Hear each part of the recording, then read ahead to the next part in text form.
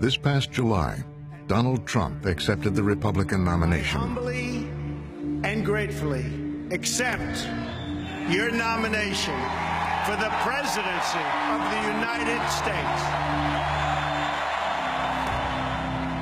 It was a moment of vindication for a candidate who had climbed back from a bitter public humiliation. We're talking about the White House Correspondents' Dinner. Tonight, it's an annual event right here. Donald Trump has been... It happened in April 2011, at one of Washington, D.C.'s most glamorous nights.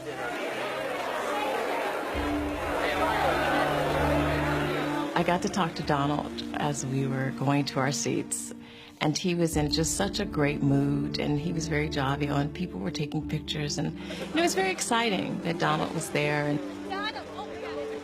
Trump's invitation to the exclusive gathering came after weeks of attacking President Barack Obama on television. You are not allowed to be a president if you're not born in this country. He may not have been born in this country, but there's something on that person, maybe religion, maybe it says he's a Muslim, I don't know. Maybe he doesn't want that, or he may not have one. But I will tell you this, if he wasn't born in this country, it's one of the great scams of all time. Absolutely. But that night, in front of Washington's journalists, politicians, and power brokers, Obama would hit back. President Obama takes the microphone. All right, everybody, please have a seat. Donald Trump is here tonight.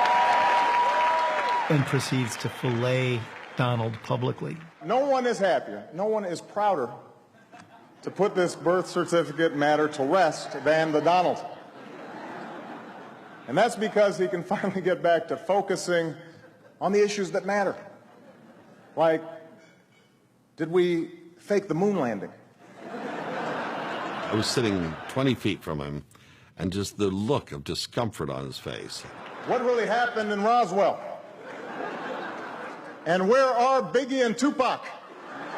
Donald's face was so incredibly serious. It was so incredibly he just put on a poker face. I was 2 tables away from Trump. The conventional way in Washington of absorbing a joke at the White House Correspondents' Dinner is to keep your chin up and at least pretend to have a sense of humor about it, even if you go cry into your pillow that night.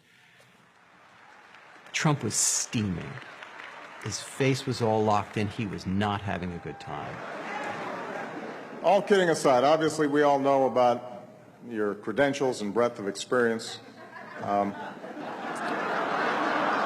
example, no, seriously, just recently in an episode of Celebrity Apprentice at the steakhouse, the men's cooking team did not impress the judges from Omaha Steaks. And there was a lot of blame to go around, but you, Mr. Trump, recognized that the real problem was a lack of leadership. And so ultimately you didn't blame Little John or Meatloaf. You fired Gary Busey. And these are the kind of decisions that would keep me up at night. And he's being treated like a piñata by the President of the United States. And I think he felt humiliated.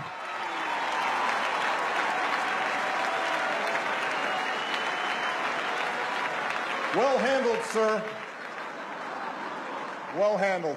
But it just kept going, and he just kept hammering him. And I thought, oh, Barack Obama is starting something that I don't know if he'll be able to finish. Say what you will about Mr. Trump. He certainly would bring some change to the White House. Let's see what we've got up there. Donald dreads humiliation, and he dreads shame. And this is why he often attempts to humiliate and shame other people. So in the case of the president ridiculing him, I think this was intolerable for Donald Trump. I think that is the night that he resolves to run for president. I think that he is kind of motivated by it. Maybe I'll just run. Maybe I'll show them all. Every critic, every detractor will have to bow down to President Trump. It's everyone who's ever doubted Donald, whoever disagreed, whoever challenged him. It is the ultimate revenge to become the most powerful man in the universe. God bless you, and may God bless the United States of America. Donald Trump's fantasy is to be the guy who takes the key to the Oval Office from Barack Obama's hand in 2017. And it's personal. This is a burning personal need that he has to redeem himself from being humiliated by the first black president.